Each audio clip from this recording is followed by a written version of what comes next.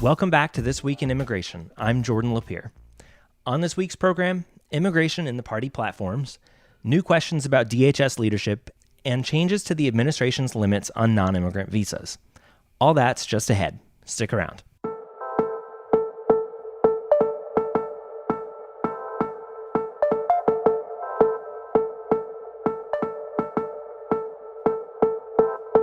And here with me today, as always, is Cris Ramón, Senior Immigration Policy Analyst. He's on Twitter at CRamonBPC. Hey, Cris. Hey, Jordan. So Teresa's taking some well-deserved time off this week. And Cris, thanks for being here. You know what? I'm just, filling in for Teresa. It's been a long summer. Everybody kind of needs a couple days off. So, we'll let her have it. That's right. We got to get it in while it's not quite so crazy. All right, so let's start today with a look at the party platforms on immigration. As we're taping this, the Democratic Convention is underway, and by the time you're hearing it, the Republican Convention will be about to start. The conventions look quite a bit different this year, of course, and that includes the party's approaches to their policy platforms. The Democrats' 2020 platform reflects some of Joe Biden's immigration priorities on things like employment-based immigration. The Republicans, meanwhile, voted to stick with their 2016 platform, but that leaves the party's immigration message for this fall a bit of an open question. So, Cris, walk us through some of the highlights of the Democratic platform on immigration this year. The Biden team made a number of changes to align with their priorities. So how does this final platform that was voted on this week differ from what we've seen in the past? I would say the first and foremost thing that you're seeing is it's a far more comprehensive platform than I think we've seen with a lot of other Democratic candidates. I think that we're seeing a platform that is trying to build a coalition between obviously the party's progressive wings that certainly want, I think, a lot more limitation on enforcement, with the moderate wings who may be thinking a little bit more about employment-based immigration. So I think the key thing really is looking at what is being done in terms of being responsive to President Trump's candidacy. The platform definitely is emphasizing more or less that Democrats want to take a completely different approach to immigration than what the president has done. Say, for instance, like on border security, or issues around, say, the asylum bans or the Muslim bans that the president has enacted during his time there. So I think it's definitely far more comprehensive. But I think what's been surprising for me, at least, is definitely seeing that President Biden is doing a lot more on employment-based immigration. And Rachel Iacono, who is a member of our team here, she's definitely been taking a look at it. So I think Rachel has a couple comments on that. It was really interesting to me as well. In previous iterations of Biden's platform, his policy approach to legal immigration reform was somewhat minimal. While more detailed than other candidates, Biden's prior platform just mainly focused on expanding the number of visas for permanent employment-based immigration and high-skilled immigration. So while those aspects are still part of the plan today, there's a lot more meat on the proverbial immigration bones. So excuse that humor. He's really focusing on how immigrants can contribute to economic growth. He really wants to create a more flexible temporary immigration system that allows seasonal workers to switch jobs. He wants to establish a pathway for permanent residency specifically for farm workers. But what I found most interesting, and it might be, a response to the pandemic and concerns of unemployment from the public. So while Biden says he'll increase the number of visas for permanent employment-based migration, he also says he would promote mechanisms to temporarily reduce the number of visas during times of high unemployment. So, is this caveat in his plan a response to public concerns over unemployment caused by the pandemic? It's certainly possible. Yeah, and I think obviously this is an interesting contrast to the Republican platform, which hasn't been updated. It's still the 2016 platform. So to just kind of go back in time, that platform really reflected a lot of President Trump's rhetoric. Particularly, what's interesting is it's titled "Immigration and Law and Order," and it really emphasized a few things, which is essentially cracking down on cross-border arrivals, supporting the construction of President Trump wall, what he was touting back then, protecting American workers from non-citizen workers, which is interesting because we've actually now seen the president kind of follow through with that, with a whole host of policies, including some that we'll discuss, in this episode, and trying to really promote immigration enforcement within the country, particularly targeting so-called sanctuary jurisdictions that limit enforcement between state and federal and local law enforcement. So this is really sort of the platform, but I think it is interesting that it wasn't updated. And I think that says a lot about how President Trump has co-opted the party. And his immigration platform has really co-opted the party, even more so in the sense the 2016 platform really espoused what he was already thinking, and it didn't really need to be updated because this is what President Trump is following through. And I think at this point, for a broad swath of the RNC, President Trump immigration positions and policies is one and the same with the RNC's immigration platform. So I think that's the most important takeaway with what's happening on the Republican side of the campaign. The other aspect of this that interests me is that immigration is one area where arguably the administration's actions have changed the state of play significantly since 2016. So the fact that the Republicans haven't updated their platform, what does that say to you about how the president might want to campaign on a message of immigration this fall, and how sort of out of step or out of date are the actual elements of the platform, and how much does that even matter? That's a really good question because like I said, I think at this point, President Trump immigration policies is the RNC's immigration policies. So as he campaigns, he's going to be running on his immigration record and what he's done. This spans a wide range of policies. I think the most two important areas to me is what's been happening at the U.S.-Mexico border with the arrivals of Central American families, and the way that the Trump administration, in addition to the wall, has adopted a whole host of policies to deter their arrivals.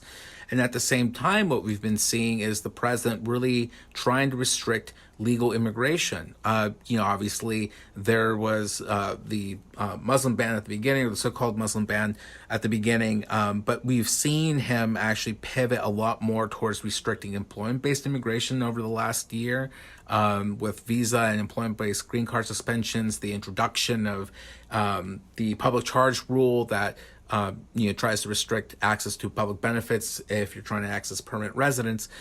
So these are really like two core planks of what President Trump will probably be running on.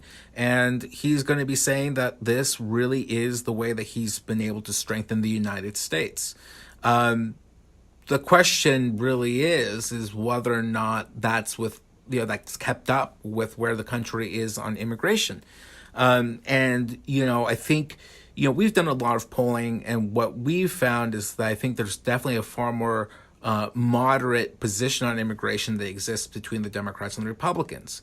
We've done polling that shows that individuals do want an immigration system that's strongly enforced, that's fair, that's efficient, that's streamlined, and I think that kind of speaks to trying to sort of bring in different perspectives from the center right and the center left. So the question is, will President Trump be able to sort of bring in those individuals? And I think that's the open question, because I think individuals may be looking at what he's already done in immigration, and maybe some of them might not be supportive of it, and maybe more open to what Vice President Biden is doing. But I do think that Vice President Biden obviously has his own platform. And the question is whether or not that platform has gone a little bit too far to the left for some voters to think, well, I'm not sure whether or not a President Biden would be able to enforce the immigration system as we would like. So I think really the question is, where are the voters on this? And I think if you really were able to look at it, I think they're very much in the middle.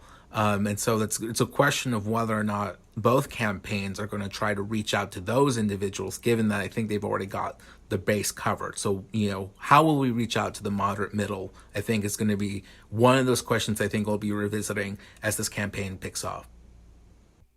So far, immigration hasn't been a major factor in the Democratic convention. Do you expect it will be with the Republicans? And how much do you think policy factors into the messaging of these slimmed down virtual conventions at all? I can, obviously we're doing this a week before the RNC, but I would not be surprised to see President Trump obviously touting the wall. He said he was going to build the wall. It's an open question of how much new wall is being built. We've received a lot of calls from the press saying, okay, can you check this? How much of the new wall is being built? That seems to pop up every couple of months.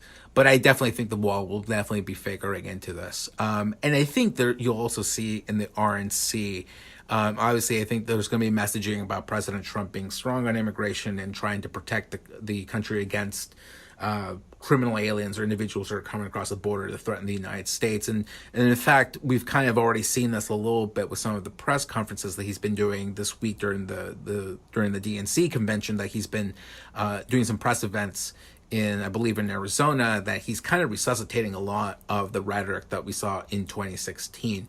So I would not be surprised to see President Trump seeing the RNC as a way of sort of touting what he's already done on immigration, since I think that that's one area where he's had considerable amount of authority and done quite a bit to really advance his policy priorities in comparison to other areas that he campaigned on in 2016. All right, when we come back, a government watchdog casts doubt on whether DHS leaders were lawfully appointed. Stick around.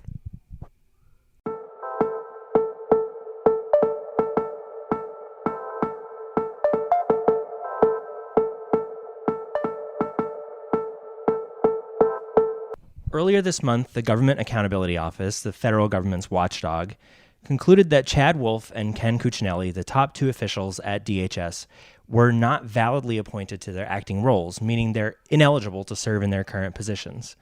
This decision isn't legally binding, but DHS already faced lawsuits and questions from advocates about whether the agency's acting leadership has the authority to undertake many of its recent policy actions. And this news is likely to only bolster those challenges. So let's welcome back David Lapan, BPC's Vice President of Communications and a former DHS and Pentagon spokesperson, to help understand what all this means. Hi, David. Thanks, Jordan, for having me back. So this is all a little confusing, so let's try to just break it down. So Wolf is serving as acting DHS secretary, and Cuccinelli is purportedly the acting head of Citizenship and Immigration Services.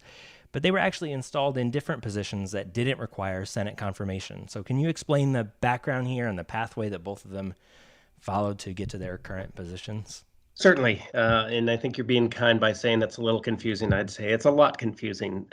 First, let's start. Actually, let me correct and say Chad Wolf is a Senate-confirmed official at the Department of Homeland Security, but he has been confirmed into an undersecretary for policy position within DHS. Ken Cuccinelli is not Senate confirmed for any of the positions in which he is currently acting. So to take that back, Cuccinelli was initially installed at the U.S. Citizenship and Immigration Services as the principal deputy director, which then made him at that time the de facto acting director. But again, because he was installed in that way, he was never put through the Senate confirmation process. And there have been challenges, as you mentioned at the top, about even his installment at USCIS in that role. Subsequently, he was moved into a position as the number 2 at the Department of Homeland Security. I say the number 2 because he technically can't hold the title of acting deputy secretary. He is the senior official performing the duties of the deputy secretary. And there is a legal distinction in those titles. One of the things that critics have pointed out is that Ken Cuccinelli has continued to refer to himself and does so on Twitter as the acting deputy secretary, which is not correct. He is the senior official performing the duties. Again, making it more confusing, he still holds the position as the senior official performing the duties of the director of USCIS. So in that sense, he has 2 hats, both in non-Senate confirmed positions. Chad Wolf, as I mentioned, was confirmed by the Senate into an undersecretary position at Homeland Security. He was made the acting secretary of Homeland Security after the departure of the former acting secretary, Kevin McAleenan. So why is GAO looking into this issue? Why are they the agency that is overseeing this or studying this question? So GAO was asked by members of Congress, the Homeland Security Committee and the House side, to investigate just whether these two individuals in particular are legally able to hold the positions in which they're serving now. So the GAO determined in its investigation, in its review, that they were not appointed appropriately under either the Federal Vacancies Reform Act, or FVRA, or the Homeland Security Act. So there are a number of authorities that come into play here. GAO looked at both of them and looked at the way that Chad Wolf was put into the position and the way that Ken Cuccinelli was put into his position, and determined that neither of them were appropriate. It goes back to the resignation of Kirstjen Nielsen, who was the last Senate-confirmed Secretary of Homeland Security, and she's been out of the job for more than a year now. When Kirstjen Nielsen resigned as Secretary of Homeland Security, she made a change to the succession order for the department, which designates who is next in line if the secretary is either incapacitated, dies, or resigns. And there are actually two different elements of that. What the GAO found is that when Kirstjen Nielsen changed the succession order, she didn't do it in a way that allowed Kevin McAleenan to be legally appointed as the acting secretary. And so the GAO determined that because Kevin McAleenan wasn't appropriately appointed into the position as the acting secretary, his later order changing the succession order for Homeland Security, which is what was used to allow Chad Wolf to assume the position as acting secretary, was therefore invalid. So it's this chain of events where GAO has said the way that Kirstjen Nielsen changed the succession order was not appropriate. Therefore, Kevin McAleenan should not have been appointed as the acting secretary. Therefore, Kevin McAleenan's order changing the succession for DHS, which allowed Cuccinelli and Wolf to assume their positions, was invalid as well. So you see the dominoes there. So that's what brings us to where we are today. As you noted at the top, the GAO doesn't have a legal binding authority on this. So it has offered its opinion of this and referred the matter to the Department of Homeland Security's Inspector General. So you mentioned that GAO doesn't have any legal authority here, but there are a number of legal challenges to recent DHS policy actions. How might this decision impact those challenges, specifically those relating to orders that were signed by Chad Wolf or Ken Cuccinelli or even Kevin McAleenan, as you mentioned?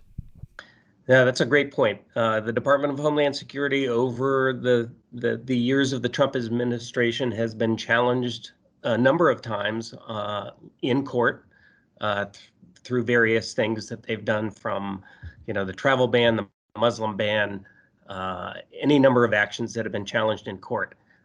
There are a number of legal actions that are pending. Some of those actions do get to the appointment of those acting officials, whether it was Cuccinelli or Kevin McAleenan. And so I think this just adds, this latest GAO report will add to the danger that the department and the administration face, that this could go poorly for them in the courts if the courts determine that the orders and the policies put into place by people who weren't legally or appropriately placed in those positions, that may have an impact on the outcome of those cases. So I think that it will only increase the number of legal challenges, adding to the ones that the department already faces. Let me just ask you also, institutionally, with so many folks acting or serving in roles to which they weren't appointed, what are the challenges for running such a huge agency or department as DHS with so few Senate-confirmed people in those leadership roles? So I'd put it into three categories, and I'll use the term acting generically, because again, as I've said, technically, Ken Cuccinelli is a senior official performing the duties. There are several people within the department's hierarchy that hold that same designation as senior officials, so they're not technically acting, but again, in a generic sense, the people that aren't Senate confirmed into their positions and are acting in some capacity. The challenges are these. One, there is a question of longevity. They seem to be temporary positions. So for the individuals involved, your ability to make decisions that have long-term impacts are potentially affected by the fact you don't know how long you're going to be in that position. And making long-term decisions that you're not going to oversee and to make sure are carried out carries with it some complications. People in acting positions will often defer very serious decisions knowing that they may not be in that position for long and somebody else may change it. Two, it provides a great deal of uncertainty to the workforce. Who's in charge today? How long are they going to be here? Could we have another acting secretary tomorrow? We've already seen, how many acting secretaries, acting deputies, acting officials. So for the workforce, it creates even more confusion and there's a lack of continuity. And then the third piece is what we've talked about legally, is do the decisions of those individuals in those positions draw greater scrutiny and face legal challenges that wouldn't be there if they were placed appropriately in Senate confirmed positions through that Senate confirmation process. And I'd add one more thing too. I said three. The president has made it clear he likes actings. He likes the flexibility that he thinks it gives him. A sense is that those individuals are always essentially auditioning for that job. They have to remain in the president's good graces or they risk losing their job. Now, it's true that every appointee serves at the pleasure of the president. They could all be fired at any time. But people that have been vetted and gone through the Senate confirmation process have more stature, have more staying power. It's less likely that the president could just fire them at a whim, having gone through the Senate confirmation process. And members of his own party could put pressure on the president not to get rid of somebody that has gone through that process. So that's another element that comes into play when you have acting officials. All right, David, thanks so much for that. After the break, changes to the administration's suspension of non-immigrant visas.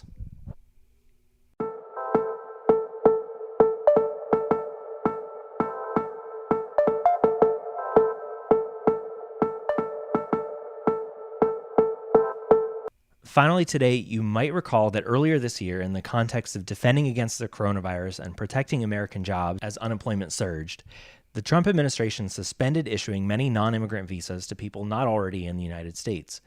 But new guidance out from the State Department makes exemptions to this policy for certain visa categories, suggesting that the administration might be considering limiting the scope of these suspensions. Let's welcome in Sadikshya Nepal, BBC's immigration fellow, for this segment. Hi. Thank you. Welcome. We're happy to have you on the program. So let's back up to the original order suspending non-immigrant visas, Cris. What was the background there, and what kind of visas did the order suspend? If we back up a little bit to sort of the beginning of the COVID-19 pandemic, one of the things that President Trump did was issue two executive actions that sought to limit the entry of certain immigrants to come to the United States.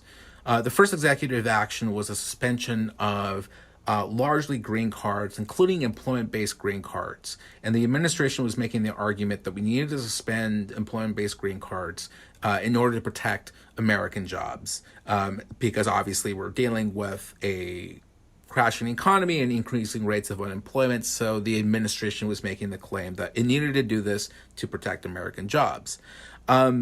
Shortly after that was issued, we started hearing rumors that a subsequent this executive action was going to be released targeting non-immigrant visas. So these are primarily temporary visas.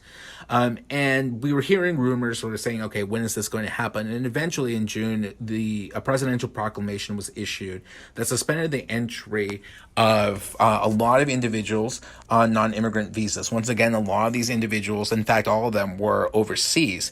But the visa categories that were particularly of interest are also work-based temporary visas, primarily the H-1B high-skilled visa. But we also saw the L-1 intercompany transfer visa. So these are for managers and executives that want to be able to work in the United States for a temporary basis.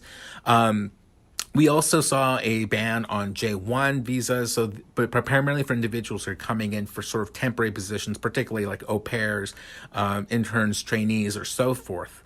And H-2B, seasonal shortage workers, so these are individuals that might be coming into the United States to work on construction projects, for instance, particularly mid to low skilled work. And so the administration did this on the same pretense that we need to protect American jobs from non-citizens.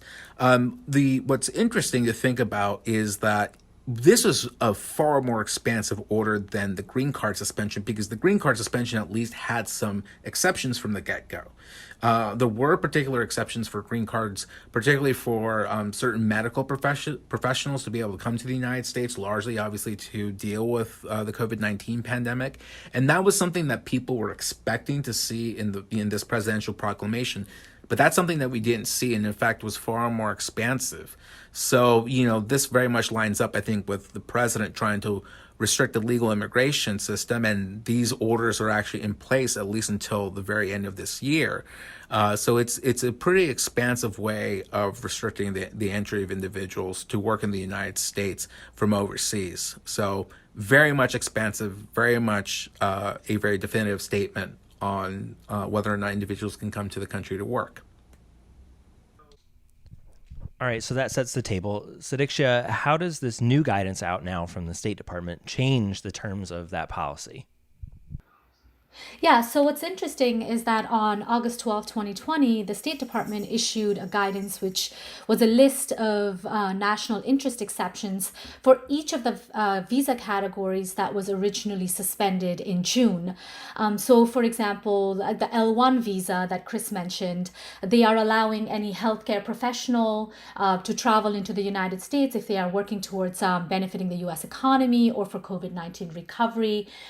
If they are individuals involved in the U.S. government entity to come and work here. Similarly, for J1 visas, they are allowing exceptions for au pairs who are traveling into the United States to take care of U.S. minors or children of those under legal status who are special needs children, or if there were no au pairs, those individuals would become ward of the state. They're also allowing full-time teachers to come in who can teach in a hybrid curriculum that would contribute to the U.S. educational system.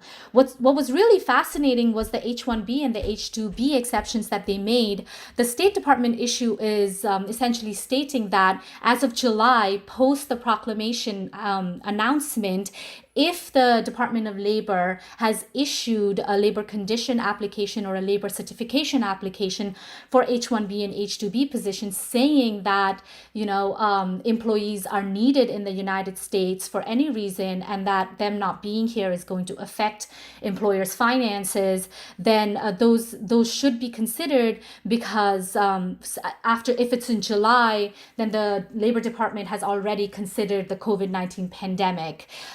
It's already accounted for. They're also allowing senior manager and technical specialists to travel for economic recovery. So they are allowing a lot of exceptions to the original rule that Cris previously mentioned. But the qualifying individuals still have to gather the documentation, and the final adjudication for these are still left under the consulate officers abroad where individuals are going to be applying. If approved, these individuals should be able to travel to the United States even while the proclamation is outstanding, which currently lasts up until the end of the year. Cris, what does this move suggest to you about the administration's view of the visa suspensions and whether they intend to continue pursuing this? I think there's a recognition that the totality of that particular non-immigrant visa ban that I talked about, the fact that it was so all-encompassing, I think it is a little bit of a retreat, to be honest, because I think there was, there were reports that definitely in particular, you saw business, business interests representing different sectors of the business community trying to push back and realizing that this is something that is not sustainable for their businesses. And so I think it is sort of a recognition on the White House part to kind of realize, you know what, I think we might have overstepped our boundaries a little bit, and we don't want to completely alienate the business base that's also an important part of the Republican coalition.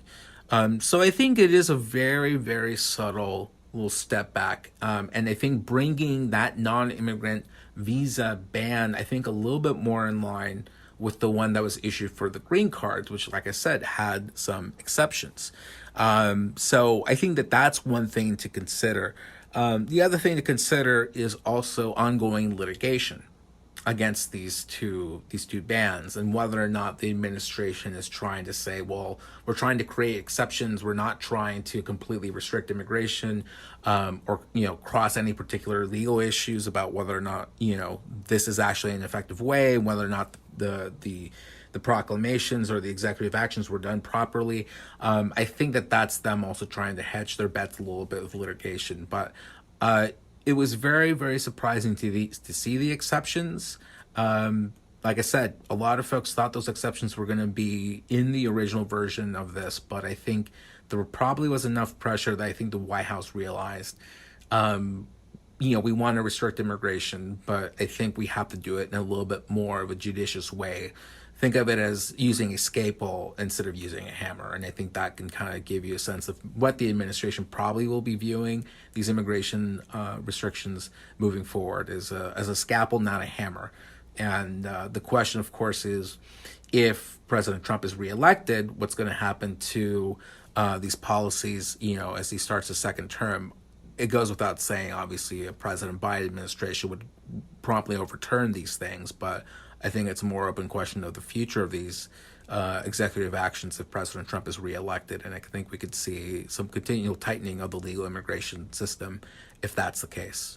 All right, that's a good place to leave it for today. Thanks to you all for joining me. And thanks to you for listening. We'll be back in 2 weeks. But before we go, a quick reminder to subscribe, rate, and review this podcast on Apple Podcasts, Google Play, Stitcher, Spotify, or your favorite platform. You can also find more information on all the issues we discuss here on the show at bipartisanpolicy.org/immigration. This Week in Immigration was created by Teresa Cardinal Brown and myself. The executive producer of This Week in Immigration is Teresa Cardinal Brown. This week's episode was written by Cris Ramón and myself. Our producers are Cris Ramón and Yafat Tawahara, and our editor is Yafat Tawahara. The executive producer of BPC Podcasts is Ashley Swearingen. I'm Jordan LaPier. Join us again next time on This Week in Immigration.